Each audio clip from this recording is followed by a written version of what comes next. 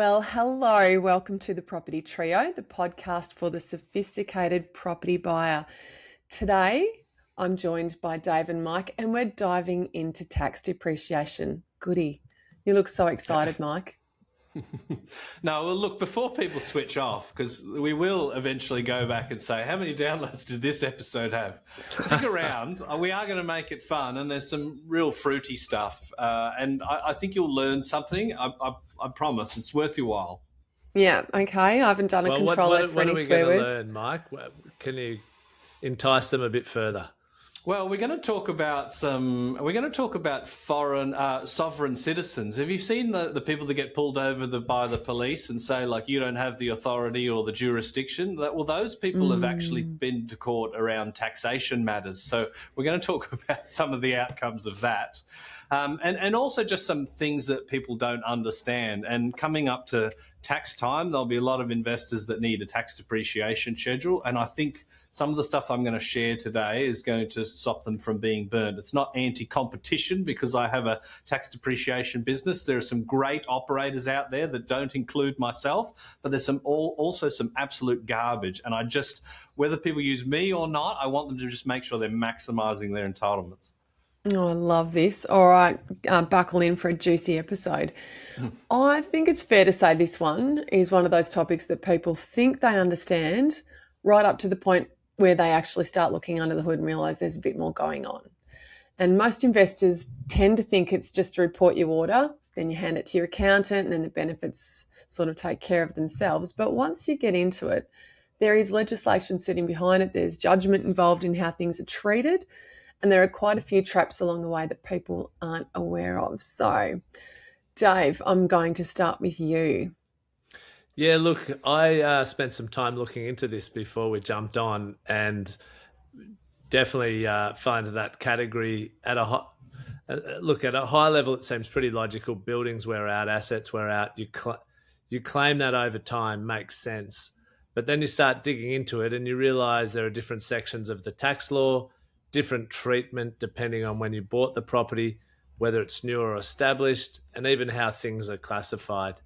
And it quickly goes from something that feels pretty straightforward to something where you can see how people either get it wrong or leave value on the table. And to be honest, look, that's my view on any sort of profession. Like, you know, if you're not in it day to day, you only know the high level, the superficial. So to think you're an expert at something that someone else has had to spend, do a degree on and then has been doing for years for a living is pretty silly, really. I mean, there's a reason different professions exist, and that'll be exactly the same for tax depreciation. So I look forward to hearing Mike unpack it further in today's episode. Thanks, Dave. You'd hope there's a little bit of meat on the bones, otherwise I've wasted 2 decades of my life trying to be the expert in it. And, I mean, we're talking resi today. Once you start to get into commercial, I mean, there's uniform capital allowances, there's simplified tax systems. So, depending on your turnover, depends on which category you can fall into. We're going to just stick with the residential start today. But just to go back to the basics, tax depreciation is just really recognising that buildings and assets wear out over time, and these are income producing assets. So a little bit like a tradesman with tools, the house is your tool. It's the thing that's generating the value and the assets within it. So the tax office allows you to claim that loss in value as a deduction. But key thing that people don't realise, it's not just one system.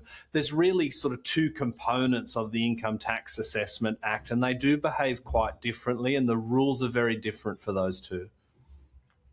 Yeah, okay. Well, talk us through that, Mike, because I think that's probably where most people start to lose the thread a bit.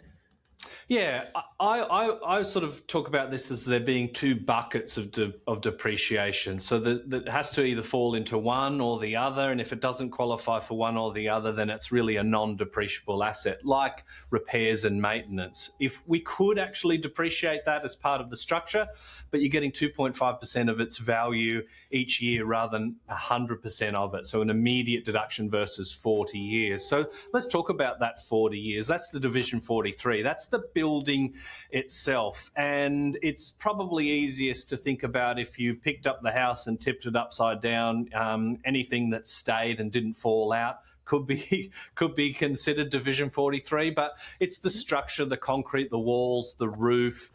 It's also things that people don't necessarily understand, like kitchen cabinetries. People think cabinets are not Division 43. They're Division 40. That's the other component. But Division 43, the structural stuff, has a really easy way to calculate. So it's 2.5% of the estimated construction value as at the time it was built. So if it was built in 1990, it's going to be cheaper than it is today. But we work out what that would cost to build in 1990, and you're getting 2.5% of that value each year for 40 years. The other component, the other bucket, is Division 40, which is pretty much everything else within the property. It's loose assets, and the ATO kind of describe it as assets that are easily removed from the property without damage, or automated controls for automated systems. So that's going to be carpets, blinds, cooktop oven, range hood, split systems, hot water systems, ceiling fans, all of those sorts of things. And that's where it gets a little bit more complex, because the depreciation rate for those assets is calculated in two separate ways, and we probably won't pull that apart. But the depreciation actually starts with the effective life of that asset. So normally each year, though we haven't seen an update for a number of years in the residential space, we get new ATO effective life legislation, and that will just say things like carpet has an 8-year effective life, for example, and a gas hot water system has a 12-year effective life. And using those effective life, that's how we get the depreciation rate. And how do we get those effective lives? Well, it comes from the Commissioner of Taxation, and there's a couple of different methodologies they use. But if you think about, you buy a ceiling fan and you're shopping around and you're looking at the warranties, you'll probably find that the warranty on a ceiling fan is going to be in and around 5 years. And that's often where they get their effective life from. Or industry might sort of speak to them and say, you've got a 20-year effective life on this asset. They're all wearing out within 10 years, so it's not actually appropriate. So there's a bit that goes into that, but I did promise we're going to keep this light and fun, so we'll leave it there. Well, you think the tax office could have made the division that was tax claimable over 40 years Division 40 to make it a bit easier to remember, instead of Division 43 is the one you claim over 40 years and Division 40 is the other one. But, well, that's perhaps the tax office for you. It's a good point, but like probably the short answer to that is that Division 43 actually used to be a 4% claim for 25 years. So there was a period between 1985 and 1987 where it was 25 years at 4%, and that actually coincided with the removal of negative gearing during the who was the Cate? The treasurer? Cate, yes. Yeah. And so when people talk about, it was removed in the past, so that was the actual period there. So yeah, I mean, it would have been 25, yeah, okay. So that wouldn't have worked. That actually probably explains it a little bit. Yeah, unless they changed it then. Yeah. So just to sanity check that and maybe put it into investor language a bit, Division 43 is the slow and steady component. The building ticking along in the background, and the ATO thinks for it to completely depreciate, it would take around 40 years. And Division 40 is where things can move a bit more quickly. So often your chattels and your elements of the house that can be removed or put in there that wouldn't fall out, would fall when you tipped it upside down, to use your analogy, which is a great one, Mike.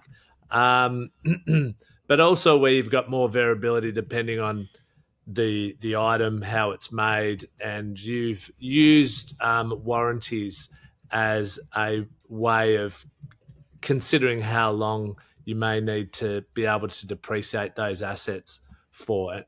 And you think the ATO actually looks at the warranties to come up with the timelines to some degree? They've said they do. So if you actually read the effective life legislation, there's a preamble, a number of pages, and I wrote a blog about this maybe 10 or 15 years ago. And yeah, they expressly state that it comes from industry consultation, it comes from warranties. And warranties is an obvious one, because what they're trying to say is, like, at what point does that asset no longer have any value in the property? So if the manufacturer says it's basically stuffed after 5 years, then that's a pretty good metric. Yeah, and it outsources some of their risk for coming up with the time frame too. Yeah, I mean, there's no real risk. Not that there's real risk, other than but just that's verbal an interesting backlash. that's an interesting point, though, right? Because you can actually self-assess your own effective lives, but you've got to have a way to justify that. So, for example, I've done a lot of work with McDonald's stores, and there's some assets that have an effective life of 12 or 15 years, and then I've spoken to the accountants and the store owners, and they say, like, we're actually mandated to refresh all of this stuff in a period that's about half that.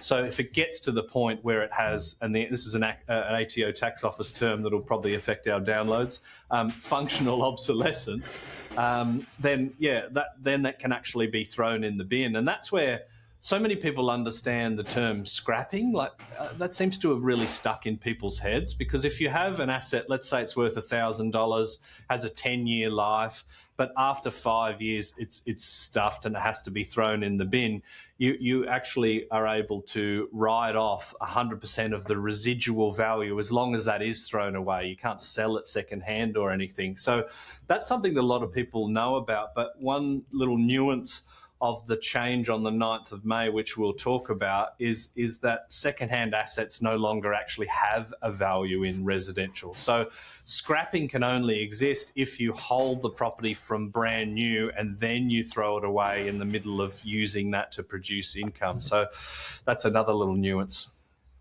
Big change, though. Yeah.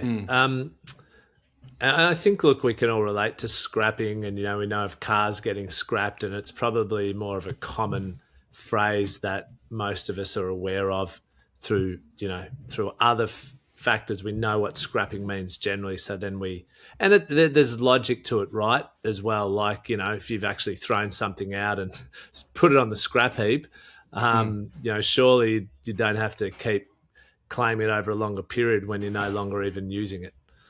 But that's a nuance as well. Like people, there were quantity surveyors that used to sell scrapping schedules. And I would sort of say to people, oh yeah, what's a scrapping schedule? Oh, it's a schedule that looks at everything that's thrown in the bin. I'm like, oh, then presumably when you do the reno, you need another schedule as well. And they're like, yeah. I'm like, but you can actually achieve the same thing within one report. I think that was just a little bit of a hustle to convince people they needed to do something twice. But if you think about it this way, and it's a very different world now. I wrote an article post 2017 about scrapping being dead from a residential point of view, because you can't claim secondhand values, and that's where most of the scrapping would actually happen. But if you think about, say, carpet, you've got carpet, it's pretty much worn out. It has a little bit of a residual value. You chuck it in the bin, you work out how much of that is left, and you get that immediate deduction. You can dump that into a depreciation schedule, right? And then you can add the new carpet as something from that date onwards that depreciates over time. But if you decide to scrap that carpet and you've just got a normal depreciation schedule, that's going to depreciate the next financial year and the next financial year. So you do actually need to zero those out. Otherwise, you will be double claiming or claiming for something that's no longer in the property.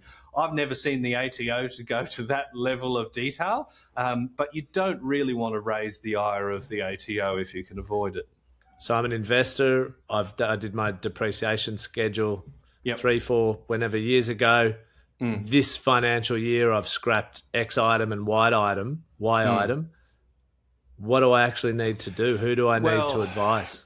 Yeah, I mean, if you're scrapping it, you need to actually know what that residual value is. And you can look at your depreciation schedule and work it out. So what would normally happen is you have an opening value for the carpet, and then the first year is normally a prorated financial year, because annoyingly not everyone buys an investment property on the 1st of July. Otherwise, our software would be a lot less sophisticated.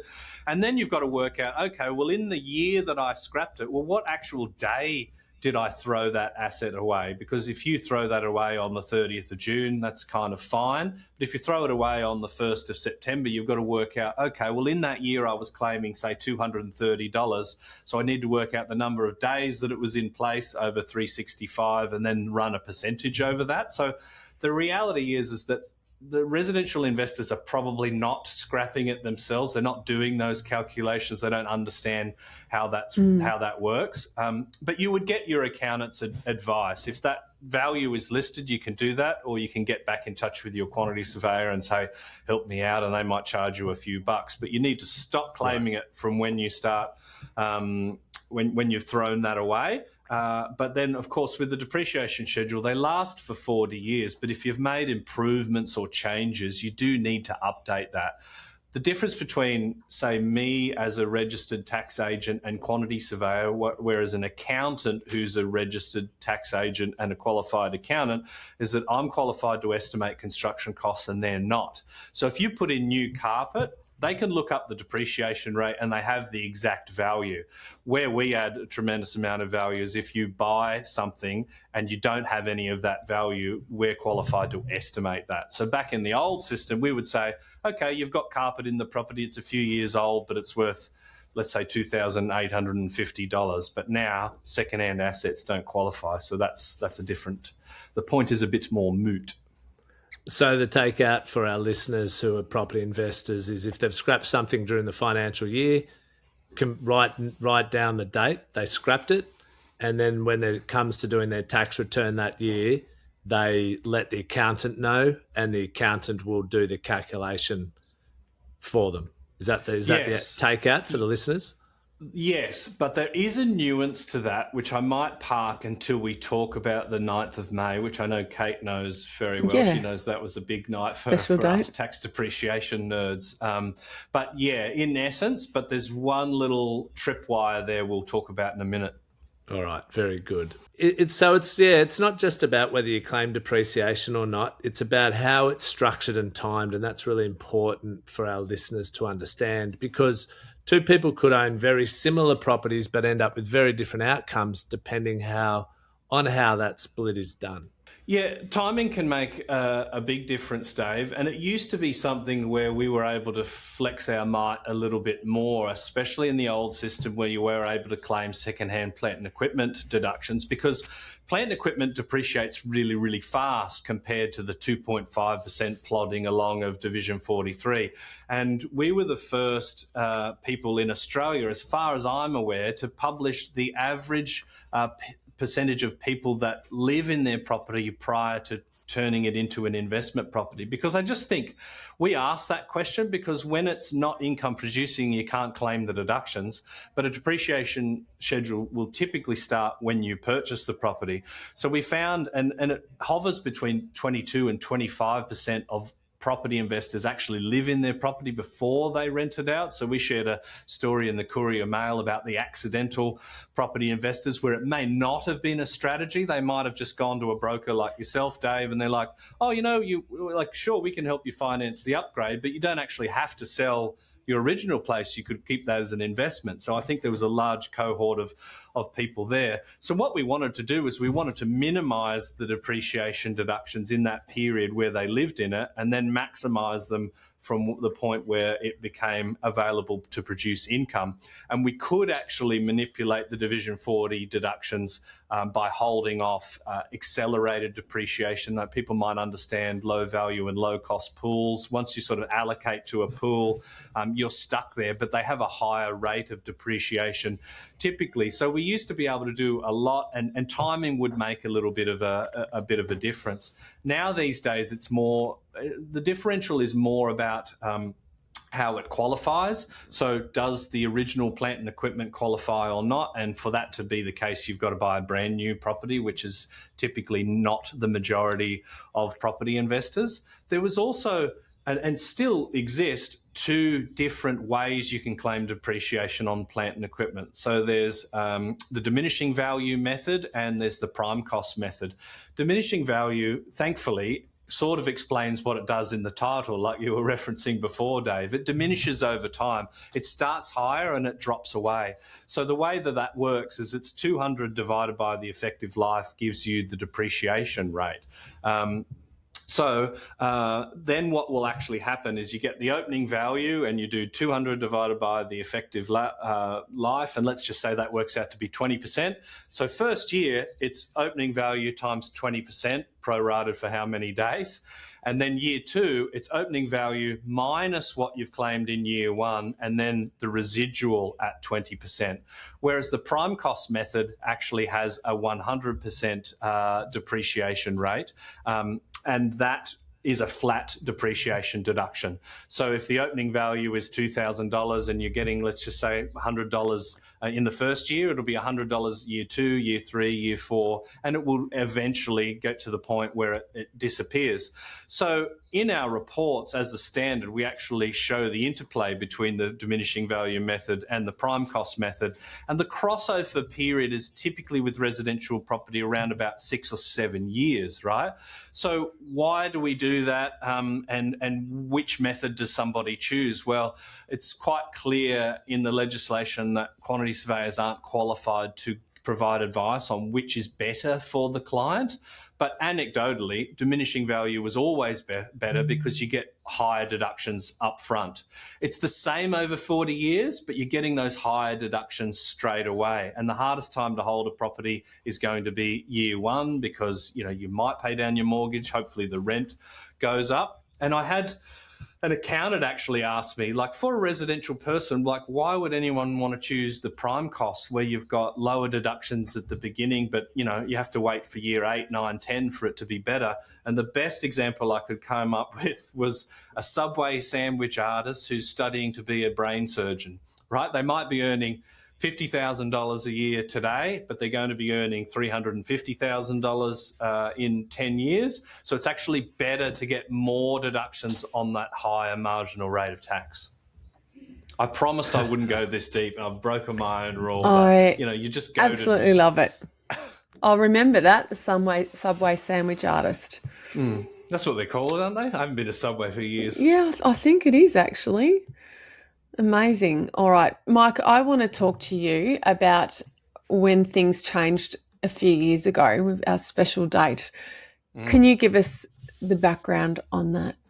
Yeah, that was an interesting night because, like every good property nerd, I was sort of snuggled on the couch ready to watch the Treasurer announce the budget, and that was Scott Morrison back on the 9th of May 2017.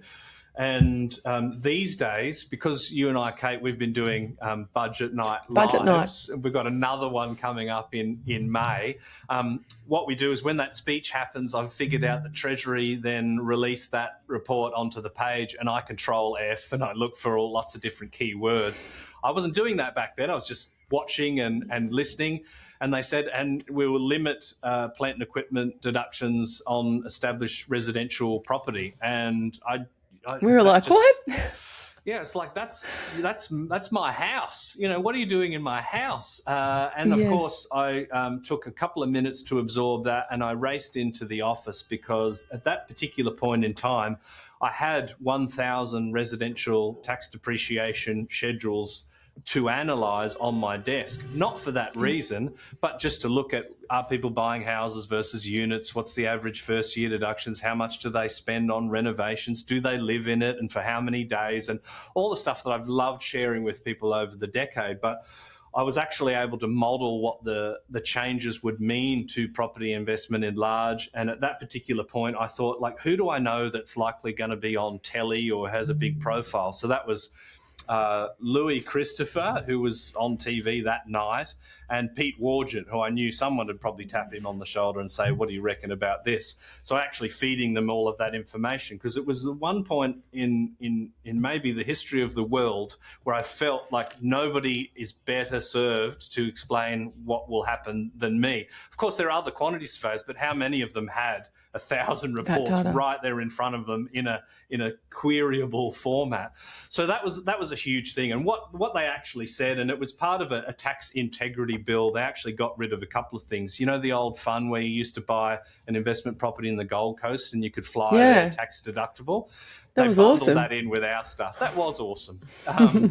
It's changed. I like to invest in terrible places now that I never want to visit. But back in the day, it was holiday destinations.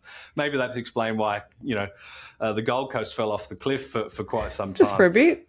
Yeah, but so they removed plant and equipment for anything other than a brand new property, or you could buy a second-hand property and put in new plant and equipment items. So if you bought a property that was 10 years old, you came in and you put new carpets, blinds, kitchen appliances, you could still claim those. But if you would buy a property, and it could even be 6 months old, you're only able to claim the Division 43 deductions rather than the plant. And in many respects, it kind of cut the deductions in half.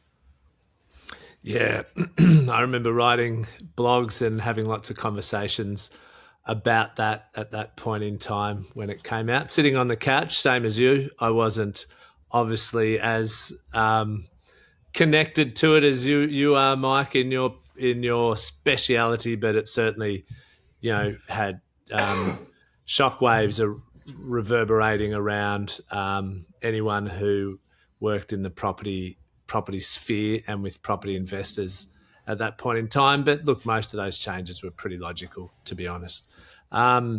So look, that's not a small difference either when that took place, and especially early on when cash flow matters most. Yeah, pretty big. It was a pretty big night, Dave. Yeah. Do you know what really impresses me though? The ability of the investor to recognise the reason for investing in property. If they're looking to create wealth through capital growth. We haven't seen that shift to new property like we feared. I remember that night thinking, gosh, what does this mean? Are investor preferences going to change and everyone will just be chasing brand new? It's gone the other way. I know I'm opening up Pandora's box and that's another ep, but it's good to see that investors understand the benefit of having a really healthy land to asset ratio. Well, you say that, but there was a real flash in the pan knee-jerk reaction, which I think we see all the time. And that's the issue when we talk about, any tax integrity, whether this May's budget might be about CGT, we do see a knee-jerk reaction. So we did actually see a run towards new properties, but it didn't hold. So you're right to say today people don't favour new because they get extra tax. And I've sort of come around to saying tax is a bonus, not a strategy. I think that's the clearest way to explain where it sort of sits in. But we did see a jump up to around about 45% of investors were buying new, as distinct from now where it's closer to 18%, which is probably more the long-term average. Yeah, it's impressive. And look, people tend to overreact to change and then settle in. I feel like we're going to have a similar event when and if capital gains tax gets reduced, and there'll be this huge overreaction which will last 1 to 3 months, something like that, maybe a bit longer, and then people will settle back in to business as usual. So, Mike, if someone builds a property and knows exactly what it cost, why do they still need a quantity surveyor? That's a good question, isn't it? Because I mentioned before that my qualification as distinct from an accountant, I'm not allowed to do tax returns or BAS statements or any of that sort of stuff, but I can estimate construction costs. And so if you are Cate and you spend $400,000 with a builder to build a house and they hand it over to you, can I depreciate more than $400,000? Well, the answer is no. The tax office says that if costs are known, we need to use them. We've definitely had people try and hide the fact that they have costs. I've had conversations with people where they've sort of put in writing, we lost all the construction costs. And then we do the schedule and they go, gosh, you guys are good. You were within like $3,000 of the cost. I'm like, the costs that you didn't have. And they're like, Oh, yeah, anyway, I got to go. See you later. That's a bit of a dodgy practice. But where is the value? Well, the value is in teasing out those components. So as I mentioned before, Division 43 is 2.5% of the value each financial year. And it's interesting to observe the lack of sophistication in the commercial space. I actually think residential investors do way better with tax depreciation than commercial, because once you get to a certain point, a CFO is very often just throwing 2.5% at the total cost and not getting a schedule done. But if you think about a house, you're going to have, let's just say it costs $300,000 to build. Around about 270 roughly would be Division 43. The rest of it is Division 40. So 30 grand versus 270, but they're actually going to probably compete side by side in terms of their the contribution to deductions in the first year or so, because the depreciation rates are much higher. So to give you an example, tiles is considered Division 43 as part of the building structure. Carpet is considered Division 40 as plant and equipment. Now, carpet has an 8-year effective life, so 200 divided by 8 gives you a 25% rate of depreciation, as distinct from 2.5% for tiles. So it's actually 10 times better to put carpet in the property than tiles. And people have sort of joked with me over the years. I said a podcast where you should carpet your bathroom and your kitchen walls, and people still like heckle that at me today, some 5 or 8 years later. So what we're actually doing is, if we can tease out all those plant and equipment items, we can accelerate the deductions in the front end. It's the exact same result over 40 years. But if you can claim $10,000 today or $5,000 today, and in the back end you swap that around, it's much better to get those deductions today than in 40 years' time, because the value of a dollar today is going to be more than it is in the future. And as I mentioned before, the property is most likely its highest extent of costing you money or negatively geared in the interim, and over time it'll be positively geared, and that cash flow doesn't matter as critically to you later on in time. Yeah, really well summed up, Mike. Bringing forward the benefit into the years when it matters most, which, you know, as you've touched on a couple of times, is when it's hard, you know, it's usually most expensive to hold the asset in the early years. So being able to write off more of the cash flow and get more tax back makes sense before the rent increases and your income increases, and hopefully your debt goes down. Okay, Mike, what about units and apartments? I think we've talked about this once before, but the big difference with units and apartments, other than the fact that they're typically higher construction cost per square metre to build, so it can do a little bit better with deductions, it's about the common area. Now, depending on which state you are, you might have community title scheme with an entitlement, you might have a plan of subdivision, you might have a strata plan. Annoyingly, every state is different, and sometimes they stack them on top of each other. But ostensibly what it means is, if you're in an apartment complex of 100 and you have a lift, you actually own 1/100th of that lift. So common properties can be very, very extensive. We've done them with multiple pools, 10 levels of basements, cinemas, high-level places of actually have a residence within an apartment complex that you can actually book for your guests to stay within your building. So you actually own a component of that. It's the double-edged sword. You pay strata fees to maintain that, but you can actually claim those deductions. So that's something that not a lot of people understand about strata-titled property, is that you do get to claim for a percentage ownership. Yeah, most investors wouldn't even think about that, would they? No. And then one thing I should add to that is it depends on your unit entitlement. So if you actually do live in a strata complex, or you have a strata titled property, when you purchase it, you probably see your strata plan, and they're always kind of weird. The aggregate can often be over 10,000, even if there's only 7 in the complex.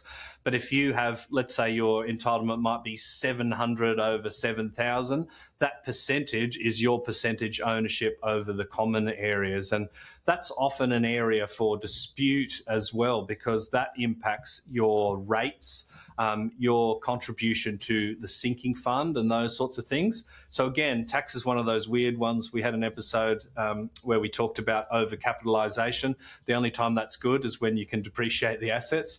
The only time when it's good to have a massive entitlement over the strata is from a depreciation point of view. The rest of the time it can cost you. So, word of warning for anyone who's eyeing off a penthouse. Yes, yeah, and you know, there's so many times where we've actually had people try and dispute their entitlement because it does cost you more, and it is something that's done by the building surveyor that comes and establishes that plan rather than the developer necessarily. And people have contacted us to say, like, can you help us to remove or reduce our entitlement of the common areas because we think it's too high. You know, we don't even use the lift. We're on the ground floor, so why are we paying for that? But we can't actually touch that. It's not our area of expertise. Interesting. Mike, just to ask you a bit of a different question. You've been involved in guidance around inspections. What does that all mean? Well, the Australian Institute of Quantity Surveyors a couple of years ago came out with a white paper designed for professionals, sort of saying these are the minimum standards, and for individuals and what they can actually expect from a quantity surveyor. And this has been a little bit of a battleground within the industry. There are some quantity surveyors saying that you can do a report without an inspection. The AIQS is very, very clear. There's only limited times where that's appropriate. One is if the exact construction cost is known and you have a full set of plans and specifications, because you might know it costs 400 grand, but what sort of oven, what sort of carpet, and is it carpet to living areas, is it carpet to dining areas? If we've got all of that information, we can do it without an inspection. I still prefer to inspect because there still are unknowns that can influence the total deductions. That's one of the points. The other one is that if you've already actually inspected, so let's say I did a report for Dave and he sold it to you and we were there 12 months ago, but then things can change. Dave may have done a renovation or changed that property. So what we inspected was not actually the same. So they do actually need to certify that nothing has happened in that point of time, at least ask that question. So those are the two ones. It's either already been done or it's an exact known construction costs with all the plans and the specs. If it's established, it shouldn't be done, but it is being done. It's a way for investors to save money. We lose revenue because we won't do it, because we know that it's a risk to the consumer. They can minimise their deductions, and the Tax Practitioners Board is saying that it won't necessarily survive an audit from the ATO. So it gets my hackles up. Yep. Hey, Mike, tell us about some unusual cases that come across your desk. Well, I prefaced this in the opening talking about sovereign citizens, and there's just like, I just love looking at some of these old ATO cases and ATOIDs, we call them in the trade, ATO interpretive decisions. There's a category of cases where taxpayers try to argue that they're not actually the legal entity named in the tax assessment. So they'll say that, oh yeah, that's not me, that's a legal fiction. So I'm not Cate Bakos. I identify as somebody else, which kind of predates all of this identification of gender and that sort of stuff. It's more like it started in the legal courts, but the courts have consistently rejected us. If you derive income, then the tax obligations apply to you. You don't get to separate yourself from your legal entity, and those arguments are dismissed very, very quickly as having no legal foundation. And the same is the case with the sovereign citizens. You cannot sort of say, I exist in Australia, but under my own sovereignty, under my own laws, and I don't have to comply with the legal framework that exists. That is just a furphy. Yeah, so the ATO doesn't allow any grey area there for people to walk around and set their own laws as individuals. No, I talk about the banks being the fun police with you, Dave, but the ATO are definitely a fun police when it comes to your tax obligations. There was another example where somebody actually challenged the jurisdiction of the court themselves, refusing to engage. And there's always these pseudo-legal arguments that are very obscure. There's even a case where they were using Latin phrases to try and argue the court has no authority. And yeah, the judge took a very, very dim view of that one. Yeah, so these are some of just the weird and wonderful things that hopefully one day I get the time to write a book about. But there was one particular case where the availability for rent issue came up. And that's something we could take a minute to talk about.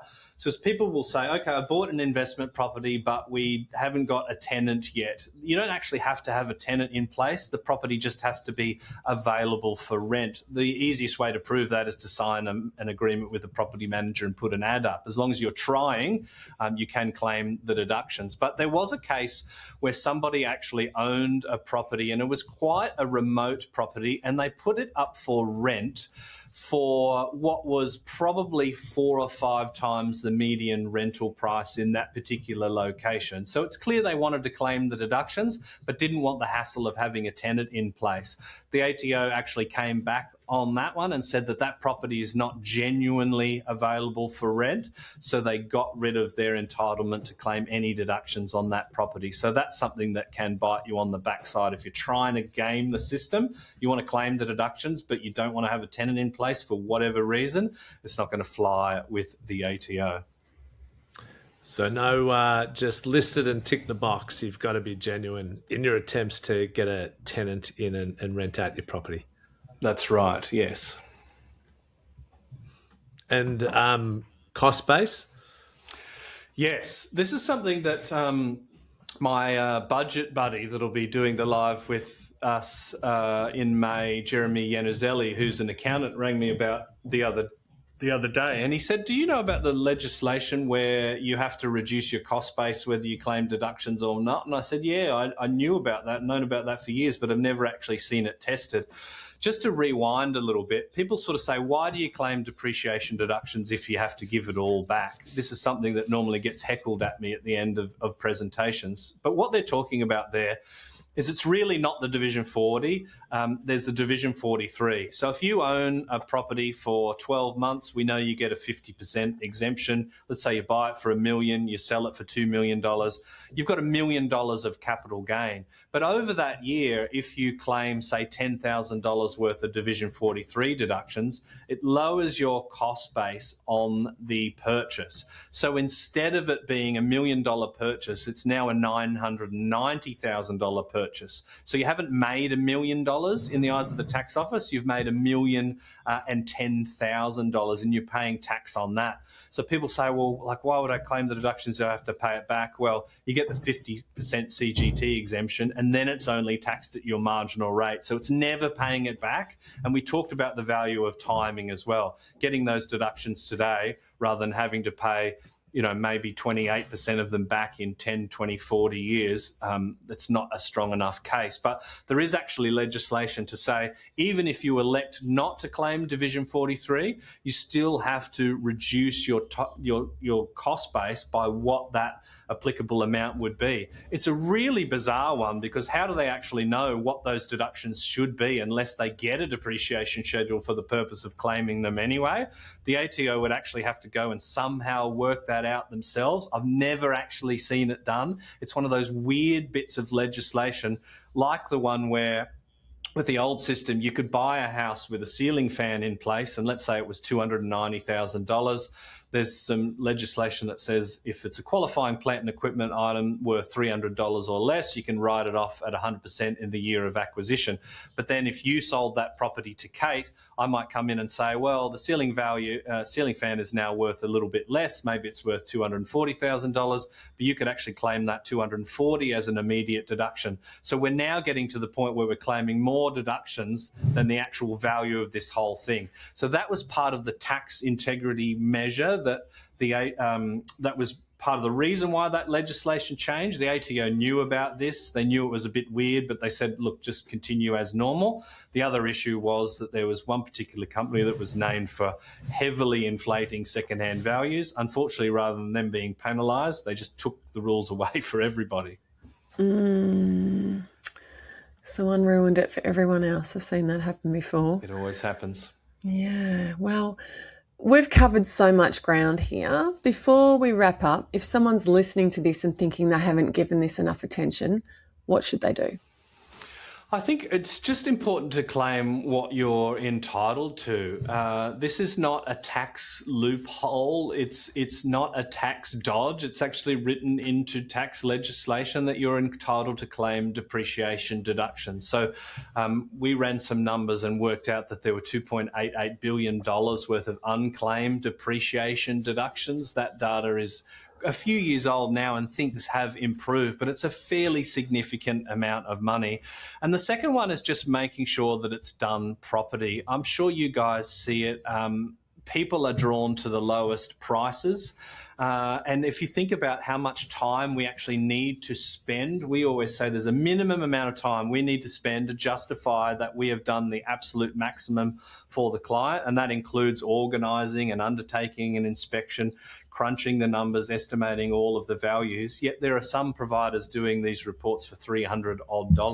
Like that really barely covers the cost to inspect the property, let alone having an expertly qualified person maximise those deductions. So I've always sort of said to people, you need to be spending $600 or $700 as an absolute minimum. So you should be sort of saying, are you inspecting the property? How much time are you spending to maximise those deductions? And like everything in life, don't just go for the cheapest, because there's a reason why some are more expensive than others, and it's because they actually care about that end product. But I'll kick my soapbox away and park it for another episode. Oh, I think you've done really well. I've got a little gold nugget about that myself.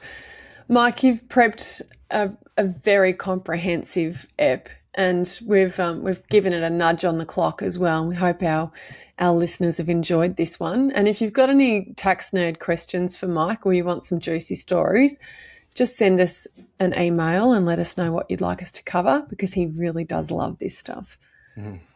Now, on that note, I'm going to go to gold nuggets and start with you, Dave. Now it's time for us to go mining for our gold nugget property tip of the day. My gold nugget is make sure, I'll just reiterate what Mike said, make sure that you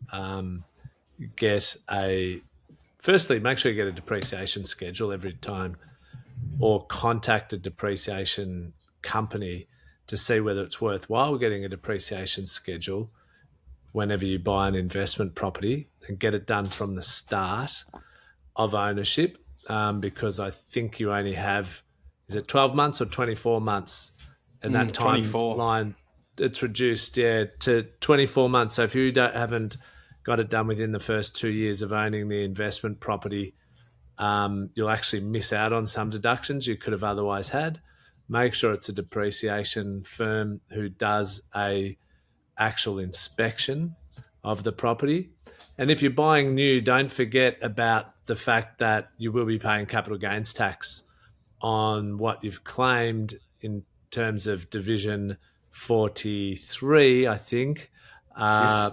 With the over the 40 years, that is going to come off your cost base, and a lot of people don't realise that when they're buying new property, so can be caught out on that one when it comes to selling. So they're can't my double dip. little gold nuggets. I've got a gold nugget. You've mentioned price and value, which is a favourite topic of mine, Mike.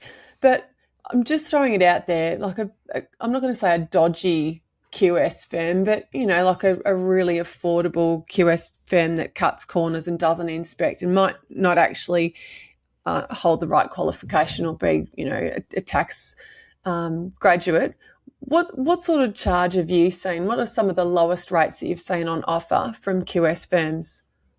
Yeah, look, I think I've probably seen them as low as the 200s. And there are some examples like where, let's say we're doing a brand new build. I mean, we might charge less than $600 or $700, and I just recommended that should sort of be the minimum. But that's if we have Yep. all of the construction costs and those sorts of things. But yeah, in and around $200, which to me is absolutely insane. We need Crazy. to spend more than $200 worth of labour to make sure that we're absolutely getting the juice out of the lemon.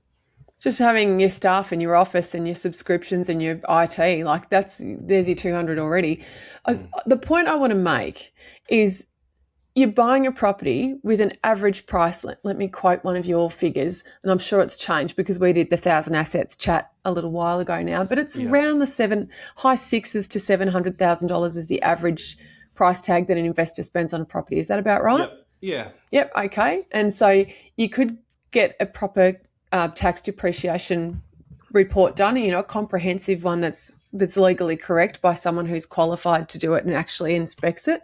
And that might cost you $700. Or you could go the cheap option and get it for $250. So we're talking about a differential of $450. Let me just ask you one more question, Mike. Can you claim the cost of your depreciation report against your tax?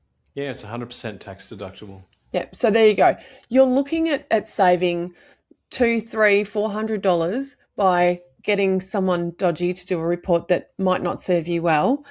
And in the scheme of things, you're purchasing a $700,000 asset with stamp duty around $35,000 to $37,000, depending on whatever state you're in. I just think this is the worst false economy I've heard since someone asking if they can use a dodgy conveyancer with a big pond address who may or may not answer their emails. I do not understand why you'd spend $700,000 plus stamp duty on a great asset and then skimp on the stuff that makes a critical difference to your long-term result and your stress levels. Yeah, I agree. And I suppose part of it is misinformation. People think, well, the legislation is fixed, so everyone just does the same.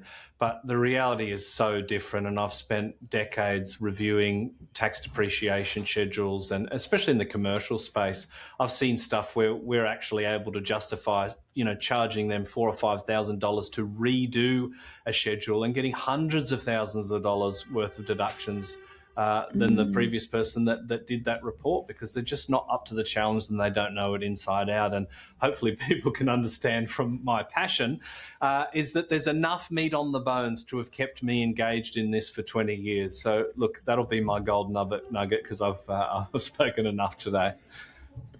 Well, what a bumper episode this has been. We haven't quite clocked an hour though, so thanks for hanging in there with us, to our listeners.